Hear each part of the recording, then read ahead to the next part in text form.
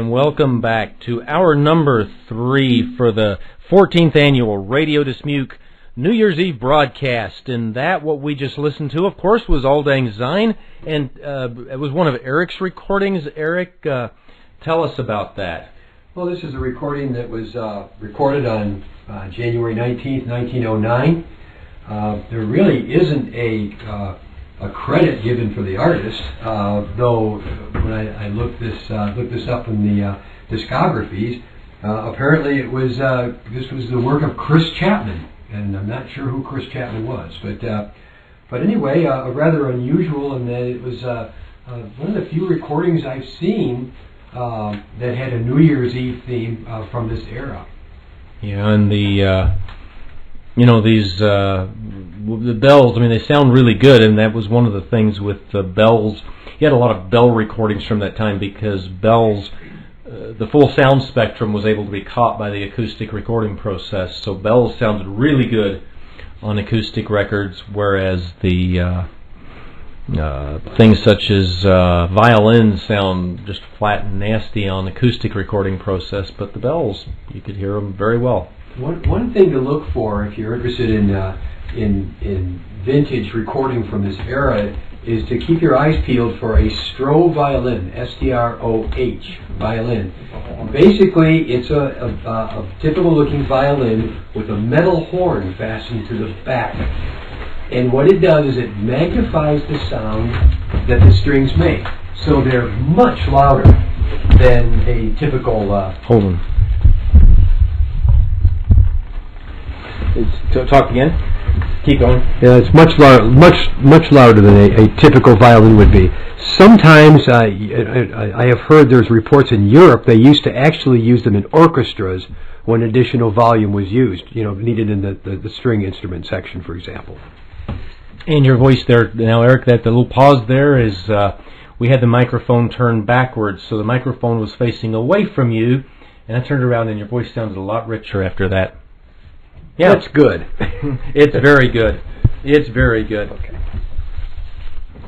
So next is Connor. I'm going to turn that mic on. Let's see if we can get this to work. Get a little bit closer to the mic and tell us about your record, Connor. Well, this is a 5-minute long-playing Columbia record from 1932. Is it 1932. By Ben Selvin and his orchestra with Kate Smith and the Nightcaps, and playing a medley of songs from Irving Berlin's Face the Music, from a time when they were experimenting with new ideas when records weren't selling so well. So yes, also too, it's significant to note that this is a 10-inch record, so it's 5 minutes on a 10-inch record. Yeah, so let's give it a play.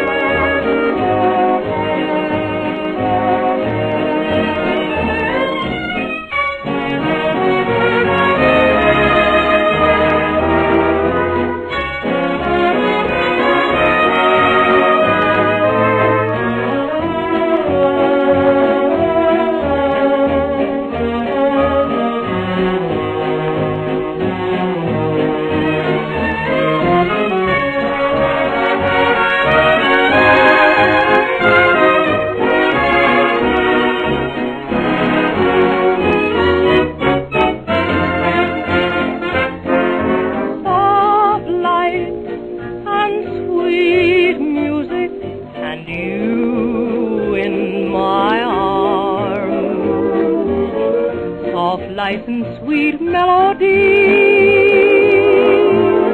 will bring you closer to me. Chopin and the pale moonlight reveal all your charms. So give me velvet light and sweet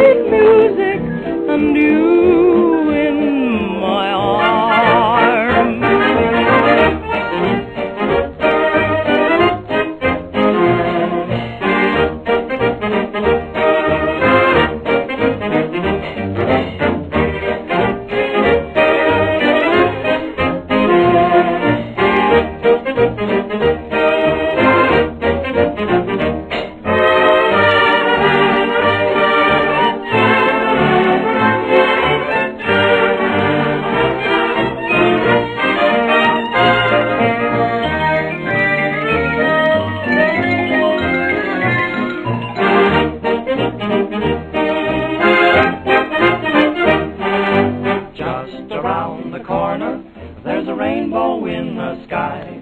So let's have another cup of coffee, and let's have another piece of pie. Trouble's just a bubble, and the clouds will soon roll by. So let's have another cup of coffee, and let's have another piece of pie. Let a smile be your umbrella, for it's just an April shower. Even John D. Rockefeller is looking for a silver lining. Mr. Herbert Hoover says that now's the time to buy fast. Let's have another cup of coffee. Yeah. Let's have another piece of pie.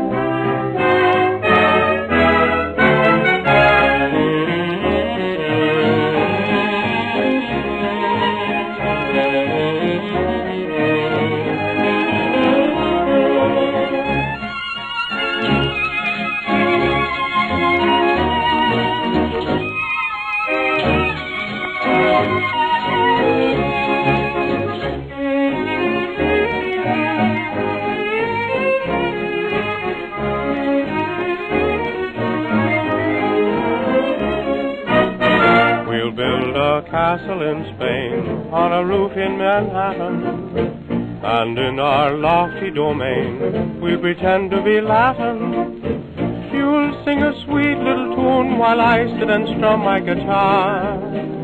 We'll be so close to the moon I'll reach up and pluck you a star. And through the night we'll remain wrapped in velvet and satin, and dream of castles in Spain on a roof in Manhattan.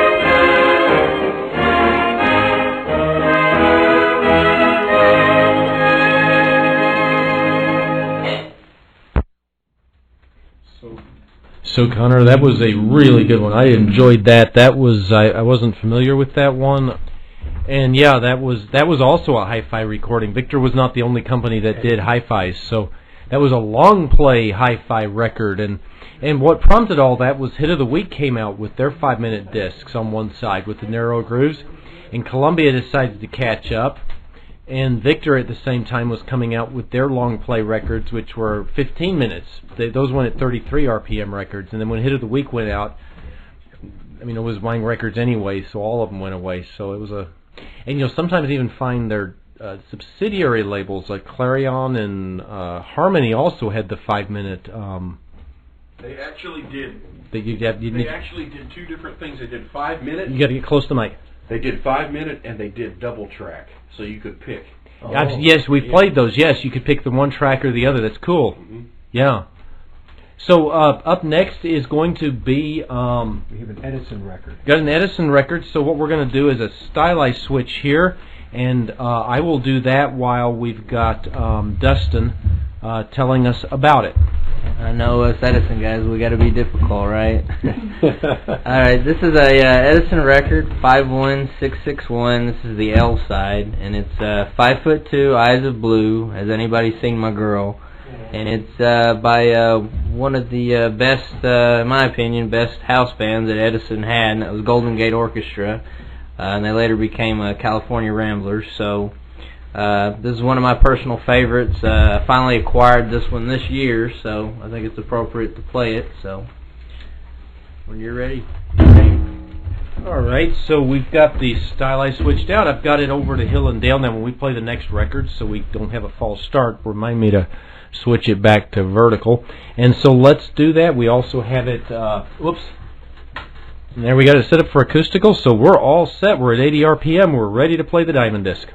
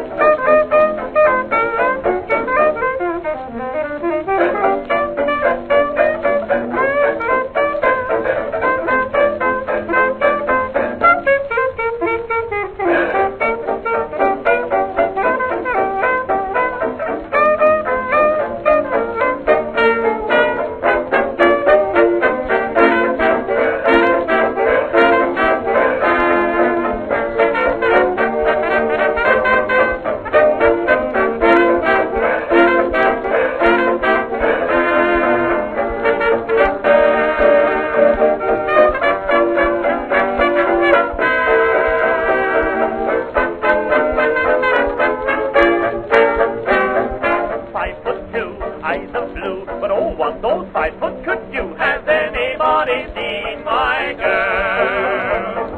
Turned up nose, turned down hose, flapper, yes sir, one of those. Has anybody seen my girl? Now if you run into a 5 foot 2 covered with fur, diamond rings and all those things, bet your life it isn't her. But could she love, could she woo, could she coo?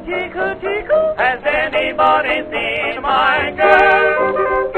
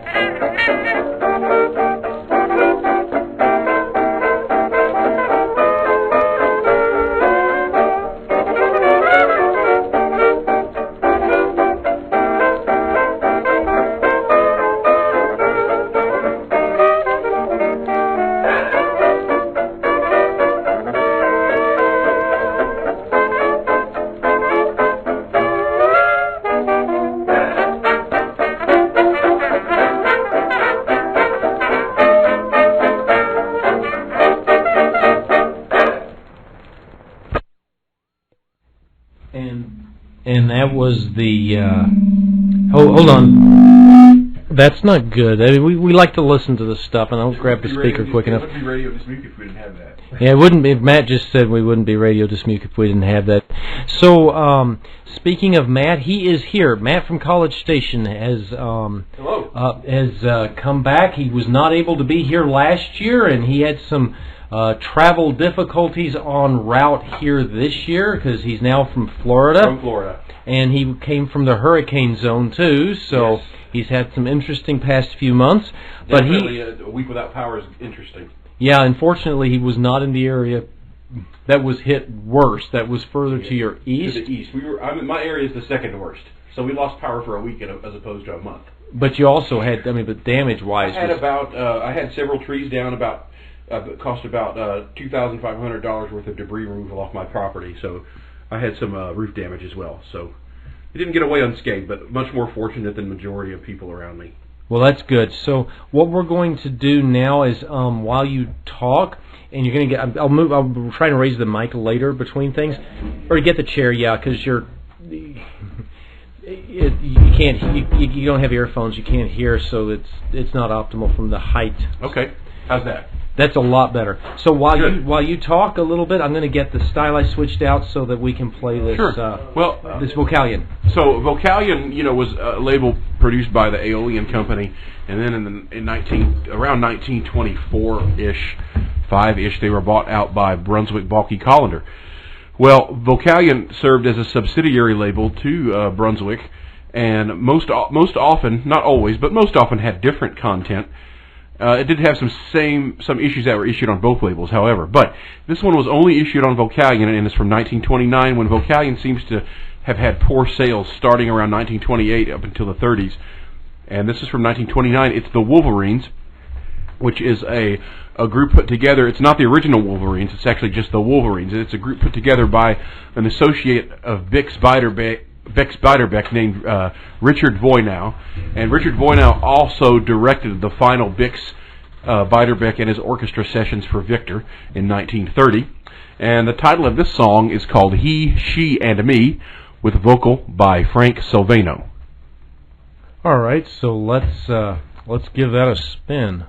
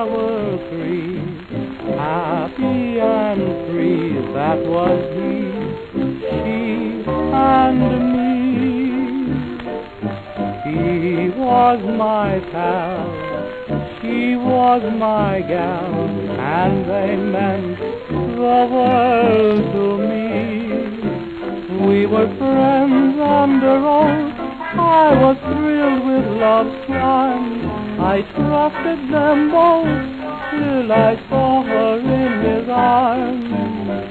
Now I'm so blue, 'cause we're all through. I mean he and me.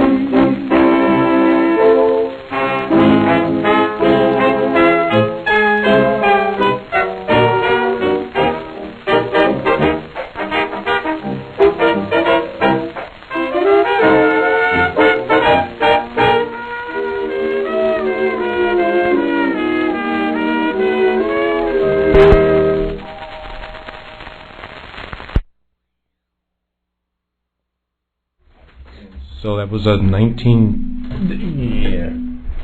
Yeah, we go. The little sound the wail of the speakers there protesting. So up next in our rotation, actually, if we still have the record there, I think Leslie has a record. Yeah. So when you get to the microphone here, we got a microphone now set up we got a chair there, and that's going to make the voice come out a little bit better than standing. So if we sit, we'll have a better voice fidelity. I have to look at the record because I can never remember who's performing. So this is Red Wing. It's one of my very favorite songs, and the Shannon Quartet is performing. Electrically recorded. I think they made a lot of acoustical stuff, but this is an electrically recorded one. All right. Yeah. So let's do.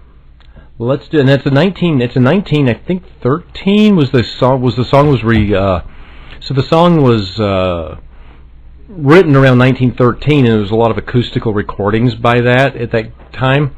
And so this was. This, I think, is electrically recorded. This is electrically recorded. This was redone. Okay. And I forget what year it was. This was from. I could look it up, but this was mid-20s. Yeah, and it was mid-20s. And interesting. When I was a little kid, I had before I even knew what 78s were. I was very little. I got my first phonograph at age 6 for my birthday, or it was for Christmas. It was for my birthday. And my mother got me some phonograph records out of a garage sale, some 45s, and I had one that was kind of cool. If my memory is correct, it was on kind of like a greenish vinyl, but it was called Rockin' Red Wing, and it was like an 1950s rock version of this song. There once, and instead of Little Red, it would call it Rockin' Red Wing, and it was basically the same thing, but it was like a early 50s, mid 50s, something like that. Rock and roll. Yeah, it was Rockin' Red Wing. So the song was recorded many times over the years with a lot of different versions. Here we go.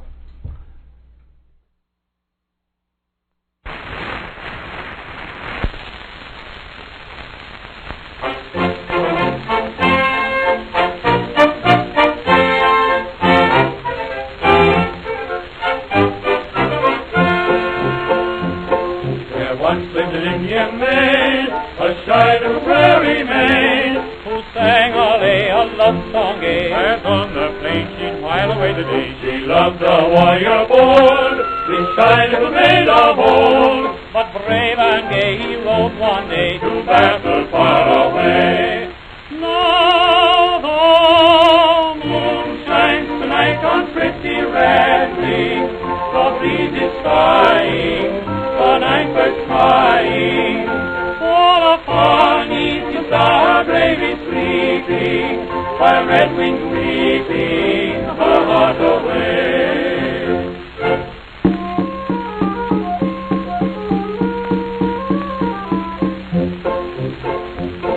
She watched for him day and night, she kept all the campfires dry, and under the sky each night she would cry and dream about his coming by and by. But when all the braves returned, the heart of Red Wing yearned, for far, far away, her warrior gay fell bravely in the fray.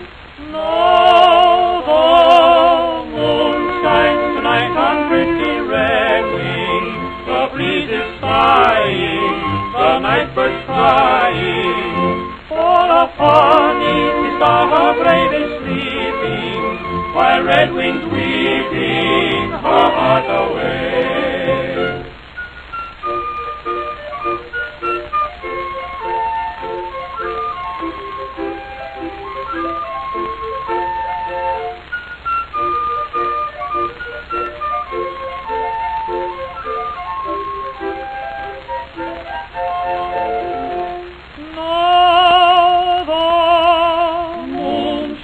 Tonight on pretty red wing, the breeze is sighing, the night birds crying.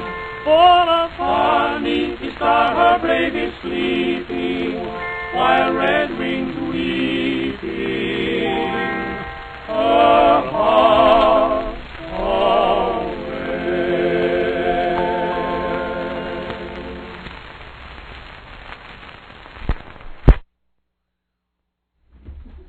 There we go. So that was Red Ring. I always call it. I have the hardest. I have a hard time with that. Red Wing, not Red Ring. That sounds like a ringworm disease. Try to say it 3 times fast. Red Wing. What you say real fast 3 times as fast as you can is "You smart fellow." I felt smart, and that's always a fun one. We did that in grade school, so I'm talking my old grade school jokes. Yeah. So anyway, we are in the 14th annual Radio Dismuke New Year's Eve broadcast, and I guess I am up next. And so, am I? Okay. Yeah, I guess. Am I or no? Eddie's just getting ready. No, it's okay. Oh, Eddie. I thought Eddie was before me. Yeah. I thought I was the last of the rotation. Yeah, you are. So I think you're right. This is okay. So either way, but whether I'm in the rotation or not, it's the half-hour mark, and we've got to do it's the 100th anniversary of 1919 coming up. So we've got, because next year's 2019. So I'm going to be reaching over here for a bit. Maybe Eric can talk into the microphone because I'm not prepared, because I got my records over there. Yeah, so, what's this? Is this your record you want to play? No, we're going to do a 1919. I think that's, I'm not sure whose record that is. That maybe Leslie's record there. But anyway, I'm going to go and grab my records in a moment, and I will be, Eric will entertain you on the microphone. Do you know any good jokes? And that's, that's not the one I'm going to do. So, talk on the microphone while I go over it very really briefly. Do you know any good jokes, Eric? I'm putting him on the spot. Well, we're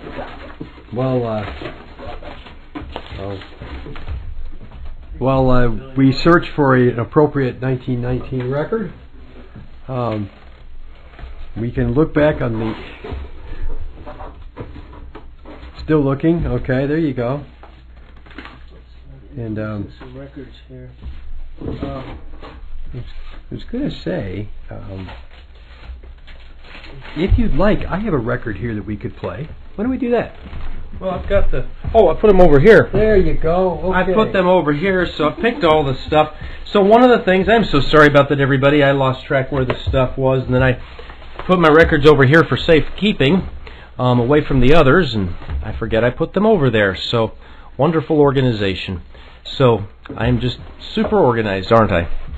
So anyway, what I've got here next is you're kind of at a period in 1919 where it's kind of a transitional period in music. For that period, ragtime was starting to die out, and jazz was starting to come on the way in, and I think this is kind of a good transitional recording here. So this is Joseph C. Smith's band. He was a very prominent band on Victor at the time. His recordings to me, the bands in those times, the arrangements were not as innovative as they were in the 20s. In the 20s, they kind of jazzed the arrangements up a little bit in addition to the instruments being jazzed. So the arrangements at that time tended to be just a little bit more mundane. It almost sometimes sounded like they were trying to fill out the whole record. But this one here I thought was really good. It was very good for Joseph Smith's orchestra. And this, it kind of rag, kind of jazz. And this is the Yellow Dog Blues. And so what I'm going to do is switch over here, and Eric's going to put that on the turntable. Sorry for the time it took me to dig it out, but I think it's worth the effort for me to dig it out. And if you look at this record closely, it says for dancing, because 1919 was really very early on, just getting started with a dance craze that started during World War One. It did, yeah. So this is Yellow Dog Blues. Yeah, it's a good recording. So here we go.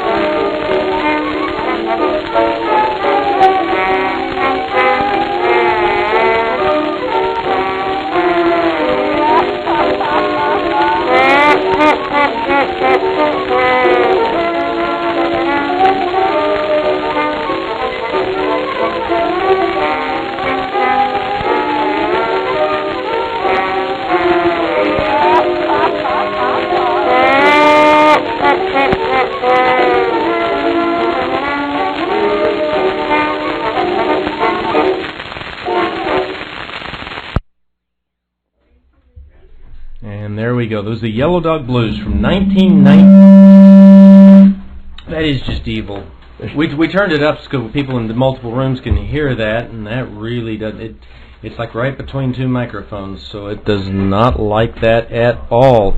So what we've got right now going on is Eddie the another acoustical, so you don't have to change the stylus or the speed. Okay. All right, and so this is a red wax. No, we would need to change the speed because this is going to be an 80. Victor's were 78, so this would be an 80. What is that label? Domino. It's a red wax domino by the Club Alabama Orchestra, of course. That's closer to the mic. That's Fletcher Henderson's orchestra. A little bit closer. From 1924, the Club Alabama Orchestra. All right. Red Hot Mama. Here we go.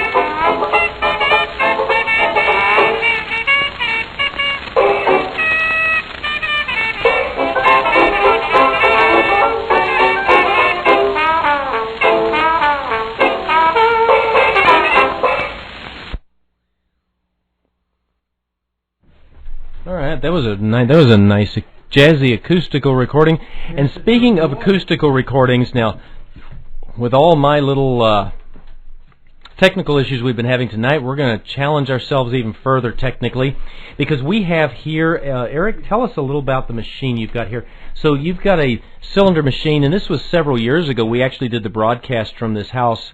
I think it was 2014 into 2015, if my memory is correct. Years go by so quickly. It may have been the year later.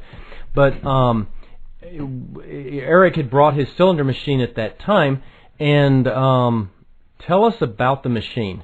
Yes, this is an Edison standard phonograph, complete with a Signet horn.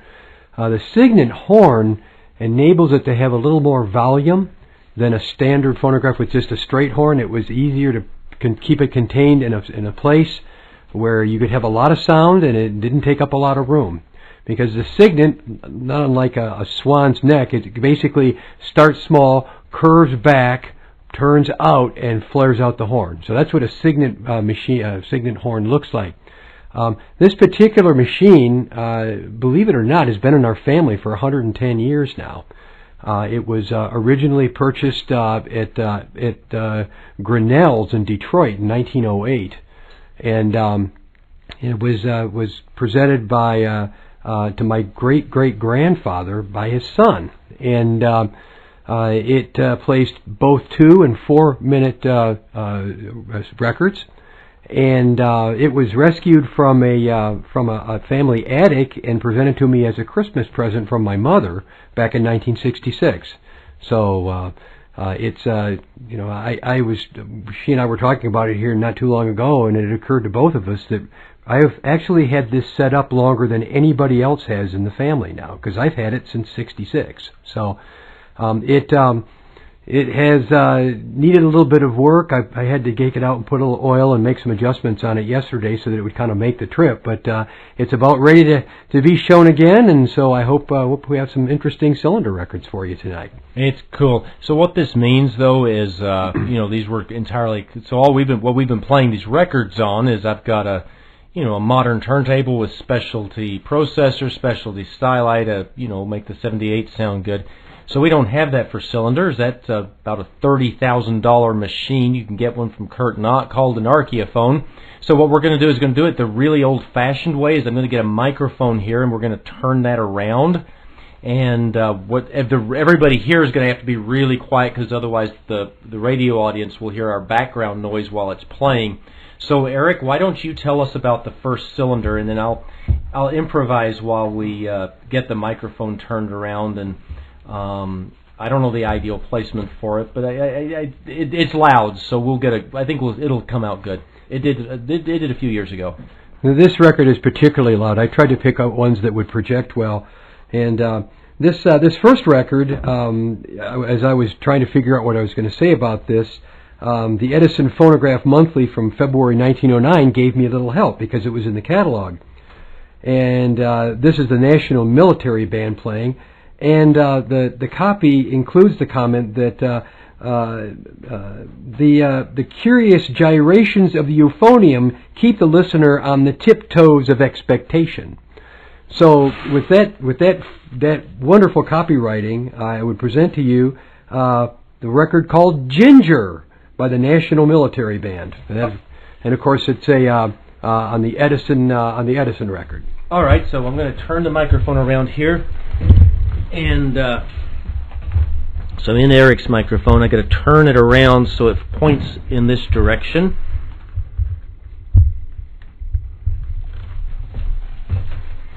Okay.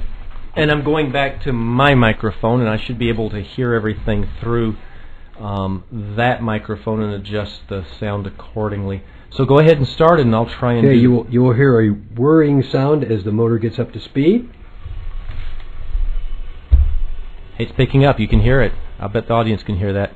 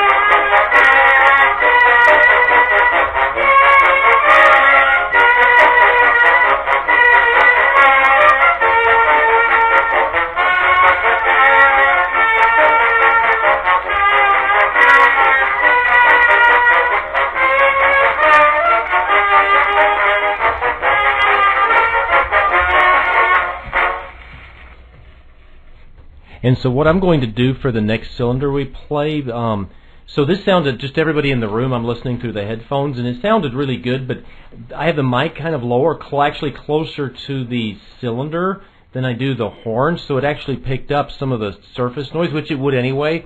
But I'm going to raise my next thing I'm going to do, and you're going to hear, audience, you're going to hear some of this, I'm going to be raising the microphone level higher so that we can get better sound on the next cylinder.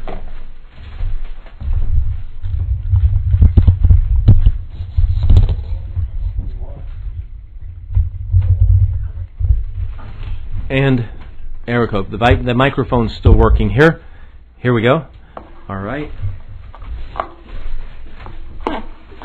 So Eric, that I think should make better. Let me get it a little bit higher than that. Just a little bit higher.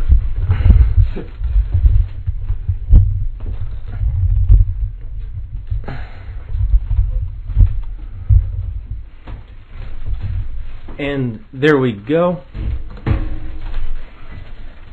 I've had enough microphone issues tonight. I'm being very ginger with the thing, and that last record was called Ginger.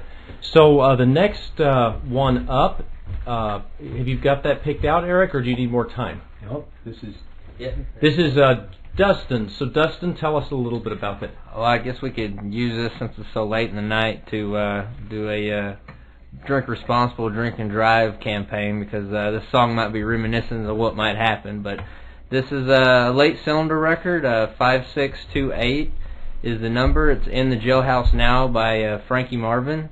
So it's a really, really late record. Only copy I've come across, and on cylinder. On cylinder. Yeah. And pretty interesting song. So I hope you enjoy it. Yeah, I have a couple of. We have a couple of versions in Radio Dismuke. One of them include, I think, a British recording from the mid '30s. The song was done by a lot of people. This is cool though. I like the song, and we have it here on cylinder, and so. Whenever it gets started, we will be ready for it. I've got the mic turned on, so everyone just needs to be just quiet in the background so we can listen to the cylinder, because it's been coming through good, and hopefully it'll be even better this time. We'll be able to play just about all this record. I will need to stop it at the end. Okay. But most of it will be fine. Here we go. Oh, he's right. Wait, well, these things wound up, so what noise you're hearing there is Eric winding it up. So the cylinder players were wind-ups. Here we go.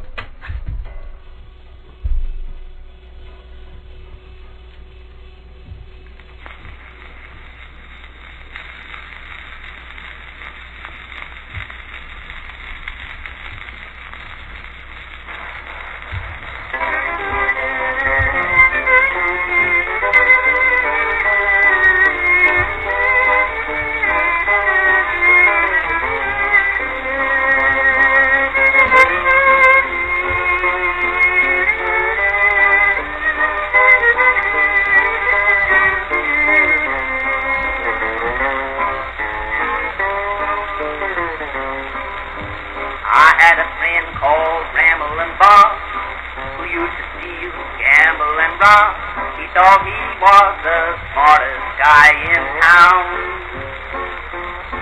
But I found out last Monday that Bob got locked up Sunday. They've got him in a jailhouse way downtown. He's in the jailhouse now. He's in the jailhouse now. I told him once or twice to quit playing cards and shooting dice. He's in the jailhouse now. Holy old lady, young lady, holy old lady, your lady, your lady, your lady. He played a game called poker, pinochle with and euchre, but shooting dice was his greatest game. Now he's down in jail, no one to go his bail. The judge done said that he refused the fine. He's in the jailhouse now. He's in the jailhouse now. I told him once or twice to quit playing cards and shooting dice. He's in the jailhouse now.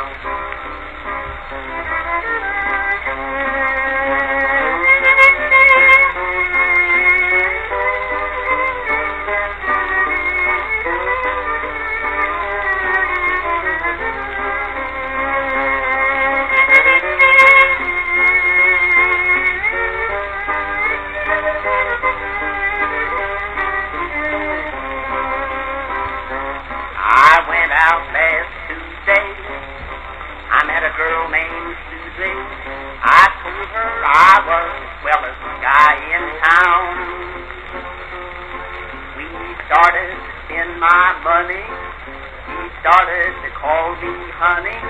We took in every cabaret in town. We're in the jailhouse now. We're in the jailhouse now. I told that judge. That's it.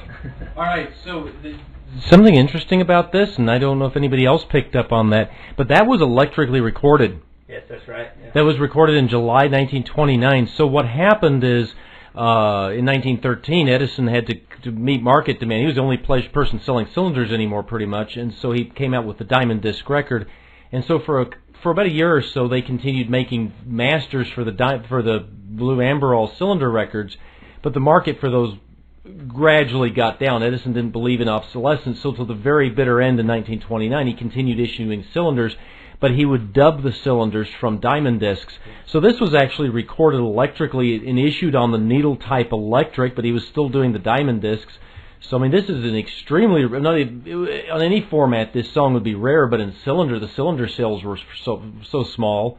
So I mean, that's just an extremely rare record. But yeah, the very late Edison blue amberol cylinders were actually recorded electrically because that's what Edison was doing at the time, and the fidelity wouldn't be as good because on this machine as it would on an electric machine, simply because, or a machine of the period, because Eric's machine here was made in 1908, well before electric technology. So the sound box didn't have the orthophonic reproducer. It was made specifically for acoustic, but my goodness, you could even hear the quality with the acoustic reproduction there. So that's cool. That's very historic, and I've never seen anything quite like that. I knew it existed, but never heard one.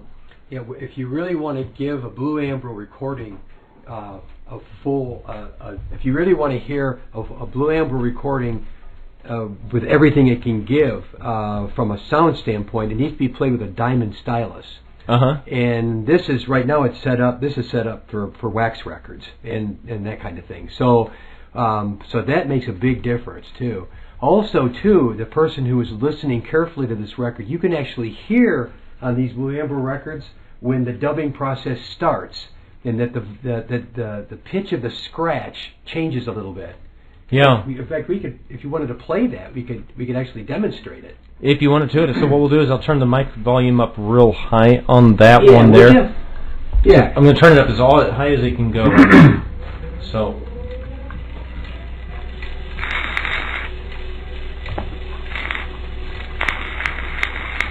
Okay, we're in dead wax right now. There's nothing. All right. There's dead wax. Okay, here's the grooves. There we go, yeah. Now listen.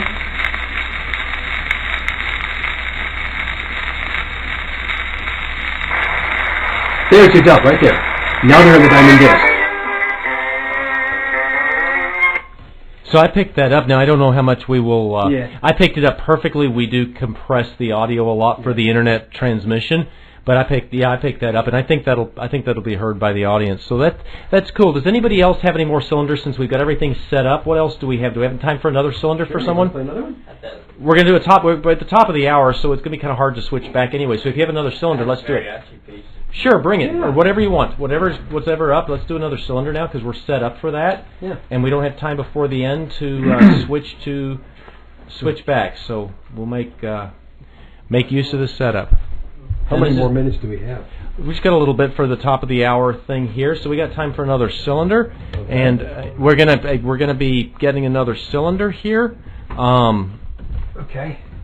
Right, good. It was 4 minutes. We're set up already. Thanks for catching that, by the way. Yeah. All right. This was okay. Okay. This cylinder is another 4-minute blue amberol, and it's pretty special. The number on it is 22045, and it's El Limoncito.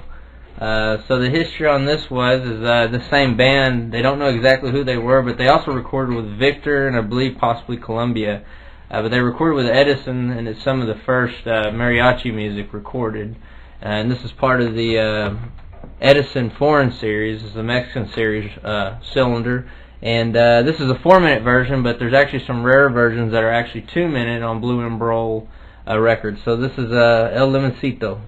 Yeah, a lot of groups back then would go from company to company to company and record. So, was it recorded in Mexico? Probably. If you read it, yeah, that's what they claim. And there's also some earlier operatic pieces that you see on the 2-minute. I know that they recorded that in Mexico City. But when you listen to this, it's actually kind of interesting because the sound quality, and they can all vouch, the record is in just excellent condition, but the sound quality itself of just the record and the recording is not very good. So you'll listen to it, and it just is what it is. It's, for historical value, but it's interesting to see that the record is excellent, but the recording quality wasn't very good at all. So.